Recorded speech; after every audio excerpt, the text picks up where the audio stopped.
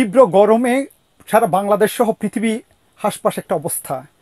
এবং আমরা যে মহেশখালীতে দাঁড়িয়ে আছি সেখানকার পিছনের দৃশ্য সম্ভবত আপনারা দেখছেন, যেখানে বৃষ্টির জন্য প্রার্থনা করা হচ্ছে, আরাধনা করা হচ্ছে এবং বিভিন্ন সামাজিক সংগঠন এবং পরিবেশবাদী সংগঠনগুলো বৃক্ষরোপণ কর্মসূচি নিয়েছে এই তীব্র গরমের মধ্যে এপ্রিল মাসে। এবং আমরা বুঝতে পারছি প্রাকৃতিক যে গাছপালা, প্রাকৃতিক যে পরিবেশ তার গুরুত্বটুকু সেখানেই মহেশখালীতে ঘটেছে উল্টো ঘটনা।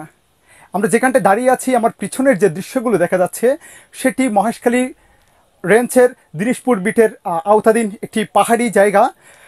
প্রধান সড়কের একেবারে উত্তর পাশে, প্রধান সড়ক থেকে দেখার উপায় নেই যে এখানে পাহাড়ের একেবারে বনের বিশাল একটি জায়গা আগুন দিয়ে পুড়িয়ে দেওয়া হয়েছে এবং পুড়িয়ে দেওয়া হয়েছে হাজার হাজার বৃক্ষ। বিশাল এই জায়গা পুড়িয়ে একেবারে ছাই করে দেওয়া হয়েছে। এবং এই এলাকায় সরজমিনে আমরা যেটা দেখতে পেয়েছি, এটি খুব সম্প্রতি সময়ে পোড়ানো হয়েছে। ধারণা করা যায় 2-3 দিন আগে পোড়ানো হয়েছে। এবং এখানে হাজার হাজার গাছপালা পুড়ে গিয়েছে, একেবারে নিষ্প্রাণ হয়ে গিয়েছে এখানকার মাটি এবং পরিবেশটুকু। কিন্তু লোকচক্ষুর আড়ালে এই যে ধ্বংসযজ্ঞ কিংবা এই যে পরিবেশ ধ্বংসকারী কর্মকাণ্ডটি ঘটিয়েছে সম্প্রতি সময়ে, এই বিষয়ে আমরা মহেশখালী রেঞ্জের কর্মকর্তা এস এম এনামুল সাথে কথা বলেছিলাম। তিনি আমাদেরকে জানিয়েছেন খুব সম্প্রতি সময়ে 2-1 দিন আগে এই ঘটনা ঘটেছে বলে তিনি নিশ্চিত করেছেন। এবং এই বিষয়ে তারা একটি জিডি দায়ের করেছেন মহেশখালী থানায়। কিন্তু তার ধারণা এই বিশাল এই জায়গা যে পুড়ে গিয়েছে এটি সিগারেটের আগুন থেকে সংগঠিত হয়েছে বলে তিনি ধারণা করছেন।